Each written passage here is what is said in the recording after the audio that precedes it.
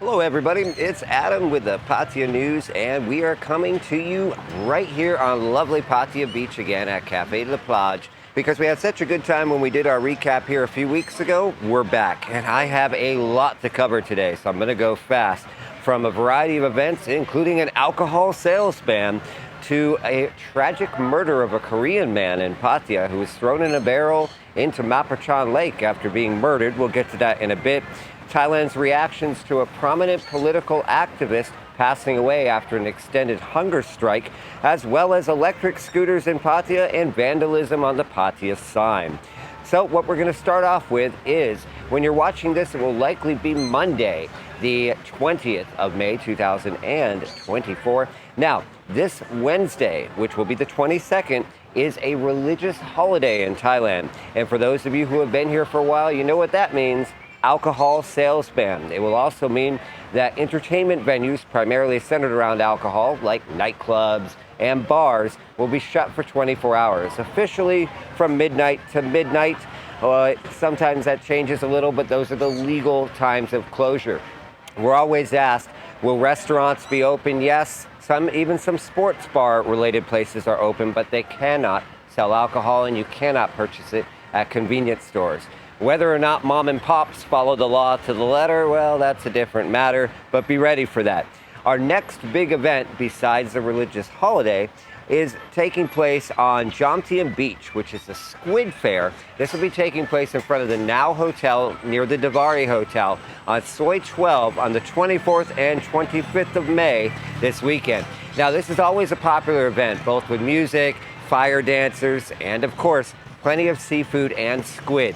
Although it's a squid fair, there is more than squid. I'm not a squid fan myself, but I always have a good time going to this event because of the variety of food and including professional chefs cooking for you.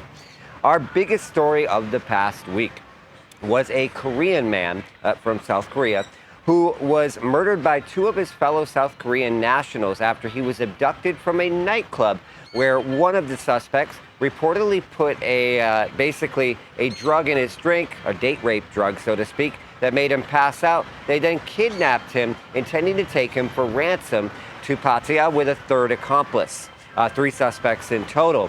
However, supposedly, according to one of the suspects who has since been caught and now has reportedly admitted to the crime, supposedly the victim fought back. And because he fought back, they killed him. They still tried to contact family members for a 3 million baht ransom, but it didn't work out because they couldn't provide any proof of life. And later, police working on this investigation in cooperation with South Korean authorities discovered the man in a barrel in Mapachan Reservoir here in Pattaya. Local authorities also said that it did not affect the water supply or quality of water. We'll let you determine that. 2 of the 3 suspects in this particular situation have already been arrested and caught. The third suspect is believed to have gone over a natural land border and remains at large. As stated, one of the suspects has admitted to the crime and said ransom and money was the intention. They didn't know the man before. The other suspect, though, that was captured in South Korea has stated that he is innocent. Police doubt that. Our next story, and this was probably the biggest national story of the week, in which a prominent political activist known as Boom Thalang, only 28 years old, passed away after an extended hunger strike of over 108 days. Now, there's already been some controversy amongst authorities over her hunger strike and over whether or not that was the cause behind it, with Thai authorities declining that, but activist groups stating that was the main cause. This is probably going to cause some major monumental momentum shifts overall in politics. Her death brought sadness, sorrow, and statements from major embassies all over the world. And the Thai Prime Minister himself also extended his sympathies and stated that the Justice Ministry was aware, for how could it not be, of the fact that political activists have been jailed in Thailand without bail. Now, Boom, without getting into it too much for this particular video, she was on trial, pre-trial really, and have been denied bail for political activism around the lèse majesté laws, which target the royal institution in Thailand. Specifically, she had been conducting street polls around royal motorcades in Bangkok and had been awaiting trial for that of whether or not it would be lèse majesté. In protest of being put into jail and not being given bail, she had gone on a hunger strike, and whether or not it's directly associated, we'll let doctors decide that, has now passed away. Our next topic of the day is electric scooters in Pattaya. We'll put a little bit of footage on this. Now, these electric scooters, it's not the first time they popped up in Thailand. They popped up in Phuket not that long ago. And actually, several foreign nationals got arrested on these scooters because they were told by the scooter company, allegedly, that they didn't need licenses or helmets or registration or insurance because they're not motorized vehicles. So therefore, it's an exception or gray area to Thai law. Meanwhile, Phuket city officials disagreed, and Pattaya city officials have already said that, well, they're still looking into whether or not the company can legally operate in Pattaya. They have warned local residents that anybody that rents these vehicles do have to follow the same exact rules that you would follow for motorbike rental, according to city officials. There's been a lot of mixed reactions to these scooters showing up in Pattaya. At only 250 baht a day, some people said they're pretty affordable. Other folks say that they're so slow that they could tie up streets and traffic and get many people driving them that have no experience. Although some folks said that this might be better than driving fast motorbikes with no experience in Pattaya. Regardless, I want to hear what you have to say. Is there a place in Pattaya for these electric scooters? Should they be allowed legally? As long as you know you have a license or helmet and know what you're doing. Do you think it's a good addition to regular motorbikes? Let us know in the comments.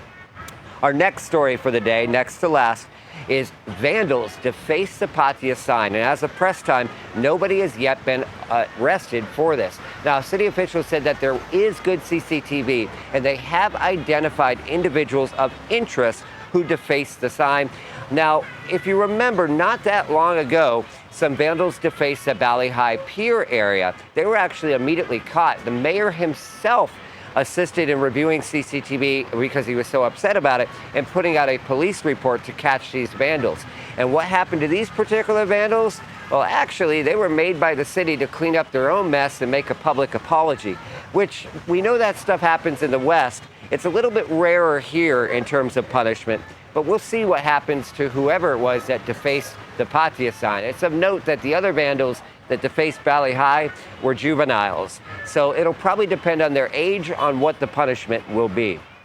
Last but not least for today, we'd like to give a big round of congratulations to the Pattaya Sky Ride for officially grand opening here in Pattaya. It's located actually about 20-25 minutes outside of Pattaya on the grounds of the also brand new Pattaya Water Space, where it's Songkran every day. We know many of you love Songkran, so you want to go celebrate it every single day. Anyway, Sky Ride is directly next door, and for the low price of only 12,000 baht, you too can tour Pattaya and see what it looks like from the sky. Now, a lot of people think this is pretty cool. Obviously, their target market for this is once-in-a-lifetime tourists, tourists with a bit more disposable income. According to the actual agency, they already have many people interested, and the helicopter tour covers across multiple areas of Pattaya. Although because of certain flight restrictions, there are some areas that they can't go, notably far out to some of the islands that are Navy territory and have restrictions. As always, guys, we thank you so much for tuning in each and every week. We hope you like, follow, and subscribe, and see you very soon. Have a safe week.